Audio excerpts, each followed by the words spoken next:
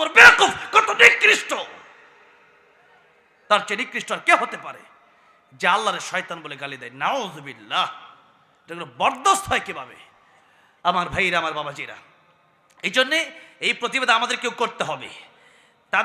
তাদেরটা হলে তারা যখন প্রতিবাদ করে, আমাদের বেলা আমাদেরকে প্রতিবাদ করতে হবে। আমার ভাইরা, আমার বাবাজিরা, কোরআন, আল্লাহ বলেন ইন্না নাহনু নাযালনা যিকরা, আমি আল্লাহ কোরআন নাজিল করেছি, কিন্তু এখানে কোরআন শব্দ নাই। আপনারা কি আলোচনা বুঝতেছেন? যদিও টাইমটা অনেক লম্বা হয়ে যাচ্ছে, কিন্তু আর আধা ঘন্টা সময় আমি আপনাদের কাছ থেকে চেয়ে নিতে চাই। কষ্ট হচ্ছে আপনাদের? একটু হাত উঠান তো দেখি একটু সবাই।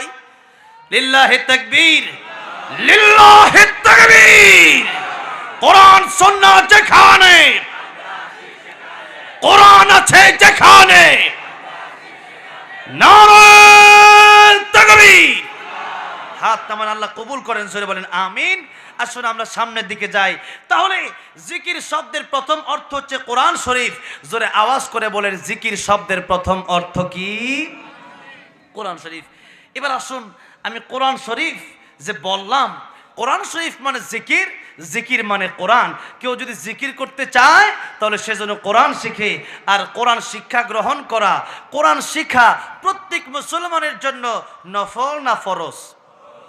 ফরজ। তলাবুল ইলমি ফারিদাতুন আলা কুল্লি মুসলিম, সবার জন্য, সমস্ত মুসলিমদের জন্য দ্বীনি ইলম শিক্ষা করা নফল না ফরজ? ফরজ।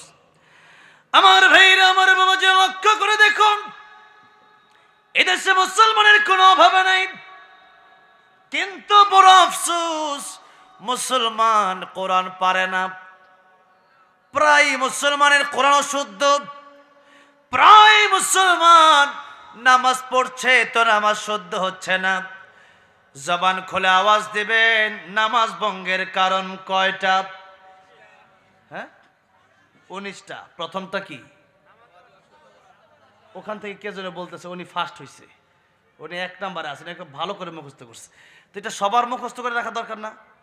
নামাজ কেমনি ভেঙে যায়, নামাজ কেমনি, কোনটা ফরজ কোনটা ওয়াজিব অনেকে জানেই না। তো নামাজ কিভাবে পড়বেন বলেন? ওযুর ফরজ জানে না, গোসলের ফরজ জানে না, তো নামাজ কিভাবে পড়বেন? ও মুসলমান, লক্ষ্য করে দেখুন, কোরআন শরীফ যদি না পড়েন নামাজ হবে না। নামাজ যদি না হয়, কিয়ামতে জান্নাতে যাওয়ার কোনো সুযোগ নাই। এবার আসেন, কোরআন কেন শিখতে হবে? মাদ্রাসা শিক্ষা কতটা জরুরি? কোরআন শিখতে হবে কেন? আল্লাহ নিজেই বললেন সূরা রহমান, আর রহমানু আল্লামাল কুরআন খালাকাল ইনসান। রহমান তিনি, দয়াময় তিনি, কোরআন শিখালেন যিনি, মানুষ বানালেন যিনি। আল্লাহ বলেন আল্লামাল কুরআন খালাকাল ইনসান। কোরআন না শিখলে পরে তোমরা প্রকৃত মানুষ হতে পারবা না। তার মানে প্রকৃত মানুষ যদি হওয়া লাগে, কোরআন শরীফ সহি শুদ্ধভাবে শেখার দরকার আছে না নাই? আল্লাহ বলেছেন আল্লামাল কুরআন খালাকাল ইনসান। আগে কোরআন শিখো, পরে মানুষ হও। কারণ শুরুতে মানুষ তো ফেরাউন ছিল, শুরুতে মানুষ তো আবু জাহেল ছিল, শুরুতে মানুষ তো আবু লাহাব ছিল। কিন্তু শুরুতে মানুষ হলেই শুরুতে মানুষ হওয়া যায় না। যতক্ষণ পর্যন্ত কোরআন না শিখবে, ততক্ষণ পর্যন্ত একজন মানুষ প্রকৃত মানুষ হতে পারবে না। এই কোরআন যদি না শেখা হয়, কোরআন শিখলে আখিরাতে লাভ আছে, কোরআন শিখলে কবরে লাভ আছে, এটা তো জানা কথা। কিন্তু কোরআন শিখলে আমরা মনে করি দুনিয়াতে কোনো লাভ নাই। প্রথম কথা হচ্ছে, প্রাথমিক কথা হচ্ছে, কোরআন শরীফ যেদিন এই দুনিয়া থেকে শিক্ষা বন্ধ হয়ে যাবে, কোরআনের শিক্ষা, নবীজি বলেন লা তাকুমুস সাআ, যতক্ষণ পর্যন্ত কিয়ামত হবে না, যতক্ষণ পর্যন্ত আল্লাহ বলার মতো একজন ব্যক্তি পৃথিবীতে থাকবে। তার মানে এই শিক্ষা থাকা লাগবে। যখন শিক্ষা বন্ধ হয়ে যাবে, আল্লাহ বলার লোক বন্ধ হয়ে যাবে। আর আল্লাহ বলার লোক যখন বন্ধ হয়ে যাবে, আল্লাহ নবী বলেন 1 সেকেন্ডের জন্য আল্লাহ রাব্বুল আমিন পৃথিবীটাকে আর রাখবে না। তাহলে 1 নাম্বার কোরআন শিখতে হবে কেন? কারণ হচ্ছে পৃথিবীর টিকে থাকার জন্যে কোরআন শিক্ষা জরুরি। কোরআন শিক্ষা যেদিন থেকে আর থাকবে না, সেদিন থেকে পৃথিবী আর টিকবে না। 2 নম্বর, কোরআন শিক্ষা এমন শিক্ষা যে কোরআনের শিক্ষার মাধ্যমে মানুষের দিলে আখিরাতের ভয় আসে, মানুষ আল্লাহকে চিনতে পারে। নামাজ শিখে জান্নাত জাহান্নামের কথা সে ব্যক্তি জানতে পারে। কোরআন শিক্ষার মাধ্যমে তার ভিতরে পরকালের ভয় আসে। আর যদি কোরআন না শিখে, হালাল হারামের জ্ঞান না থাকে, মানুষ খুন করবে, এই দুনিয়াতে সে খুন ছাড়বে না, কারণ খুন করলে কি শাস্তি তার জানা নাই। এরপরে জেনা করবে, কি শাস্তি জানা নাই। মদ পান করবে, কি শাস্তি জানা নাই। সুদ ঘুষ খাবে, কি শাস্তি তার জানা নাই। সেই জন্যে কোরআন শিখলে পরে প্রকৃত মানুষ হওয়া যায় কিভাবে? কারণ হচ্ছে কোরআন শিখলে পরে পরকালের কথা চিন্তা করে, পরকালে হিসাব দিতে হবে, এই কথা চিন্তা করে এক একজন মানুষ আল্লাহর ওলি পর্যন্ত হয়ে যায়। আর পরকালের চিন্তা যাদের ভিতরে থাকে না, তারা কোনোদিন ভালো মানুষ হতে পারে না, কারণ পরকালের চিন্তা নাই। আমিরুল মুমিনিন খলিফাতুল মুসলিমিন ওমর ফারুক রাদিয়াল্লাহু আনহু মরুভূমি দিয়ে হেঁটে যাচ্ছেন। পানির বড় প্রয়োজন, ক্ষুধা লেগেছে, খাবারের বড় প্রয়োজন। তিনি একজন রাখালকে বললেন, রাখাল, একটা ছাগল থেকে একটু দুধ কি তুমি আমাদেরকে দিতে পারো?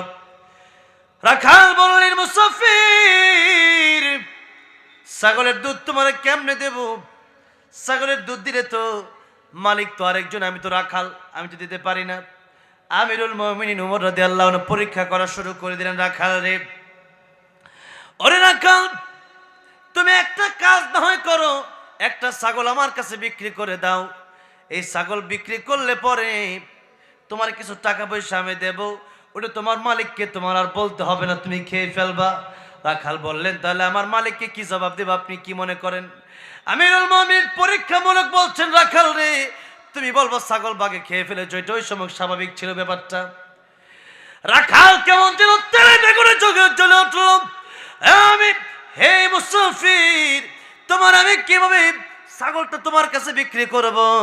কারণ দুনিয়াতে আমার মালিকের কাছে আমি জবাব দিয়ে পার পেয়ে যেতে পারি, কিন্তু আমার মালিকের একজন মালিক আছে, যে মালিকের কাছে কিয়ামতের ময়দানে আমি জবাব দিয়ে পার হতে পারবো না। জবান খুলে বলেন তিনি কে? তাই আল্লাহ বলেন, পৃথিবীর মানুষ, ইন্না আকরামাকুম ইনদাল্লাহি আতকাকুম, আমি আল্লাহর ভয় যার অন্তরে যত বেশি, তার দাম আমি আল্লাহর কাছে তত বেশি। কালো আর দলার মাধ্যমে আমি আল্লাহর কাছে দামি হওয়া যায় না রে। দুনিয়ার গরিবের মাধ্যমে আমি আল্লাহর কাছে দামি হওয়া যায় না। রাজার প্রজার মাধ্যমে আমি আল্লাহর কাছে দামি হওয়া যায় না। আমি আল্লাহর কাছে যদি দামি হতে হয়, তাহলে তাকওয়ার কোনো বিকল্প রাস্তা আর নাই। সেই জন্য হযরত বেলাল রাদিয়াল্লাহু আনহু বড় কালো, কিন্তু আল্লাহর নবী জান্নাতের ভিতরে যখন হাঁটেন, আল্লাহর নবী কার আওয়াজ যেন শুনতে পান? বলেন, জিবরাইলের কার হাঁটার আওয়াজ শোনা যায়। জিবরাইল আমিন বললেন, ইয়া রাসূলুল্লাহ, ইয়া হাবিবাল্লাহ, ওগো নবীজি, হযরত বেলাল রাদিয়াল্লাহু আনহু দুনিয়ার জমিনে হাঁটে, তার হাঁটার আওয়াজ আল্লাহর তৈরি জান্নাতের ভিতরে এসে পৌঁছে যায়। আল্লাহু আকবার! কেন কেন?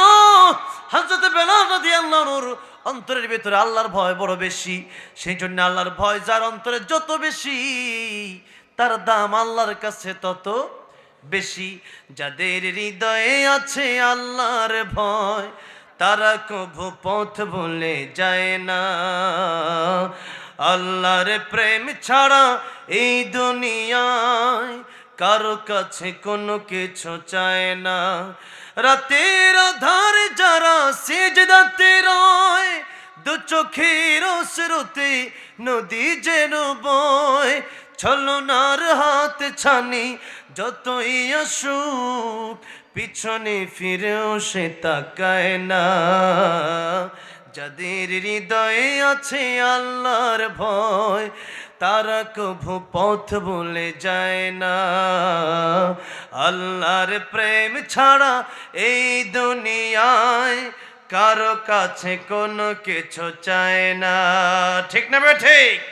সেই জন্য আল্লাহর ভয়ের শিক্ষা, কোরআনের শিক্ষা, প্রকৃত মানুষ হওয়ার শিক্ষা, কোরআনের শিক্ষা। নবীজি বলেছেন, তোমাদের সন্তানের বয়স যখন 7 বছর বয়স হয়ে যাবে নামাজ পড়তে বলো। 10 বছর বয়স যখন হয়ে যাবে নামাজ না পড়লে তার পিটাও। কারণ যে ব্যক্তি নামাজ পড়ে না সে আল্লাহরে চেনে না, আর আল্লাহরে যে চিনে না সে মা বাবা, তার গোষ্ঠী, তার আত্মীয় স্বজন, বন্ধু বান্ধব কিছুই চিনে না। কারণ যে ব্যক্তি সৃষ্টিকর্তাকে চেনে না সে ব্যক্তি মা বাবার খেদমত কেমনে করবে, জনগণের সাথে ভালো ব্যবহার কেমনে করবে? সেই জন্যে নামাজ পড়ার মাধ্যমে আল্লাহকে চিনতে হবে। এবার আসেন, আল্লাহ নবী যে বলেন 7 বছর বয়সে নামাজের জন্য আদেশ দাও। নামাজ পড়ার জন্য কোরআন শিক্ষার দরকার আগে আছে না নাই? কোরআন শিক্ষা ছাড়া নামাজ হবে না। সেই জন্যে নামাজ শেখার আগে সন্তান যখন ছোট, এই সন্তান ছোট থাকা অবস্থায় তাকে মাদ্রাসায় দিতে হবে। মাদ্রাসায় দেন যেভাবে দেন, সূরা তাহরিম আয়াত নাম্বার 6 আল্লাহ বলেছেন, ইয়া আইয়ুহাল্লাযীনা আমানু কু আনফুসাকুম ওয়া আহলিকুম নারা। হে ইমানদাররা, জাহান্নামের আগুন থেকে নিজেরা বাঁচো, পরিবারকে জাহান্নামের আগুন থেকে বাঁচাও। কিভাবে? কোরআন শিক্ষার মাধ্যমে। আজকে আমরা অনেকেই কোরআন পারি না, অনেকের সন্তানকে আমরা কোরআন শেখাইও না। এই আলোচনার পরেও যদি আপনি কোরআন না শেখেন, সন্তানকে কোরআন না শিখান, কিয়ামতের ময়দানে আপনাকে প্রশ্ন করা হবে। জাহান্নামে যাওয়ার পর আল্লাহ বলছেন প্রশ্ন করা হবে, সাআলাহুম খাযানাতুহা আলাম ইয়াতিকুম নাযীর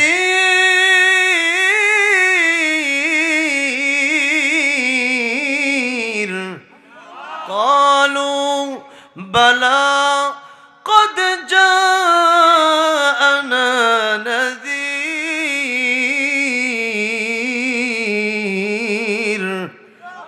জাহান্নামে যাওয়ার পরে প্রশ্ন হবে, সাআলাহুম, প্রশ্ন হবে, খাযানাতুহা আলাম ইয়াতিকুম নাযীর, তোমাদের কাছে কি ভীতি প্রদর্শনকারী না যায় নাই?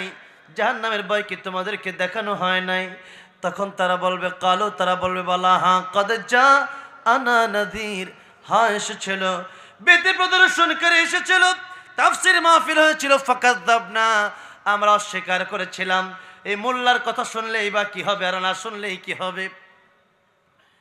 কিন্তু সেদিন মানুষ আফসোস করে বলবে, যদি শুনতাম সেদিন, কোরআনের কথা যদি সেদিন মেনে নিতাম, তাহলে আজকে অবস্থা হতো না। আল্লাহ রাব্বুল আলামিন সূরা মুলকের প্রথম পৃষ্ঠার 29 নম্বর পারার প্রথম পৃষ্ঠার একেবারে শেষ লাইনে আল্লাহ বলছেন, তখন মানুষ আফসোস করে বলবে, وقالوا لو كنا نسمع أو نعقل ما كنا في أصحاب السعير।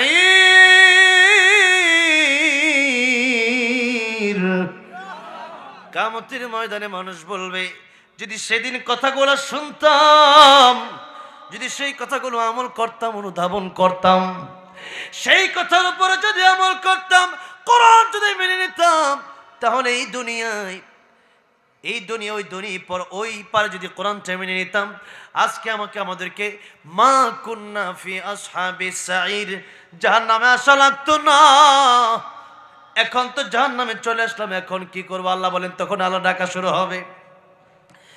তখন জাহান্নামীরা আল্লাহ রাব্বুল আলামিন কি ডাকা শুরু করবে, রব্বানা আখরিজনা মিনহা ফাইন উদনা ফাইন্না যালিমুন ক্বালা ইখসাউ ফিহা ওয়া লা তুকাল্লিমুন। আল্লাহ বলছেন, জাহান্নামীরা আল্লাহকে ডাকা শুরু করবে, রব্বানা আখরিজনা মিনহা, আয় আমাদের রব, আপনি আমাদেরকে একটু জাহান্নাম থেকে বের করে দেন। আল্লাহ আরেকবার দুনিয়াতে পাঠান, ফাইন উদনা ফাইন্না যালিমুন, আমরা আর জালেম হব না, আমরা আর কোরআন ছাড়বো না, নামাজ ছাড়বো না, সুদ ঘুষ খাবো না, হারামের দিকে আর যাব না। আল্লাহ বলবেন কাল আকসাউ ফিহা, আল্লাহ বলবেন জাহান্নামে লাঞ্ছিত অবস্থায় পড়ে থাক, আজকে ডাকলে আর কোনো কাজ হবে না, দুনিয়াতে কেন ডাকস না, এখন কেন ডাকস রে বান্দারে, এখন আর ডাকলে কাজ হবে না। ওয়ালা তুকাল্লিমুন, আজকে আমার সাথে কোনো কথা বলবি না। ওই দুনিয়াতে নামাজের মাধ্যমে আমি আল্লাহর সাথে কথা বলার বড় সুযোগ ছিল রে বান্দা, কিন্তু দুনিয়াতে কেন কথা বলিস না, আজকে আর কথা বলিস না। ওয়ালা তুকাল্লিমুন, চুপ করে থাক, কোনো কথা বলবি না, চুপ করে থাক।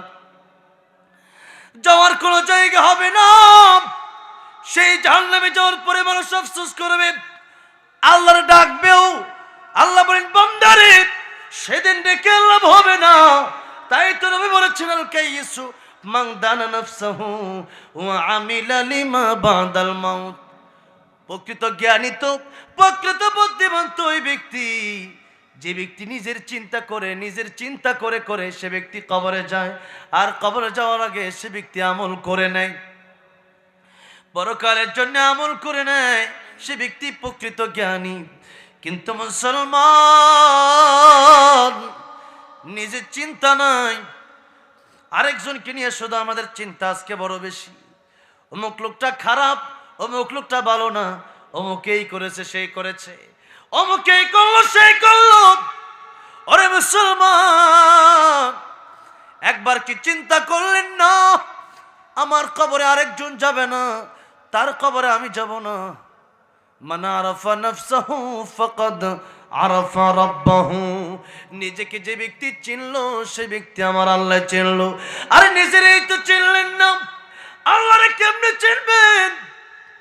ও মুসলমান, নিজের চিন্তা নাই, মুতু ক্বাবলা আন তামুতু, মরার আগে মরেন, মরার আগে মরেন, মরার আগে মরেন।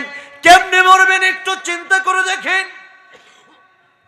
এই তো বগুড়া গাবতলী গিয়েছিলাম গতকাল আলোচনা করার জন্য, সেখানে আরেকটা মাহফিল আমার ছিল। প্রতি বছর একটা মাহফিল আমাকে দাওয়াত করা হয়। গত বছর আলোচনা করলাম, এই বছর দাওয়াত দিল, আমাকে বলা হলো হুজুর যিনি আপনাকে দাওয়াত দেন এই মাদ্রাসা সভাপতি উনি মারা গেছেন, এই বছর মাহফিলটাই বন্ধ করে দিতে হচ্ছে, মাহফিলটা হবে না। আল্লাহ তুমি তাকে জান্নাতুল ফেরদাউস দিও, জুড়ে বলেন আমিন। চলে গেল লোকটা, বড় তার আশা ছিল এই বছর মাহফিল করবে, আলোচনায় বসবে, কোরআন সুন্নাহর আলোচনা শুনবে, কিন্তু সে আশা আর পূরণ হলো না। লোকটা চলে গেল। ফিরোজ শাহ গান গাচ্ছিল, 1 মিনিটের নাই বড় সঙ্গ হবে, রং তামাশা দম ফুরাইলে বন্ধ চক্ষু বুঝিলে। গান গাইতে গাইতে ফিরোজ শাহ কবরে চলে গেল। ও বন্ধুরে, আজকে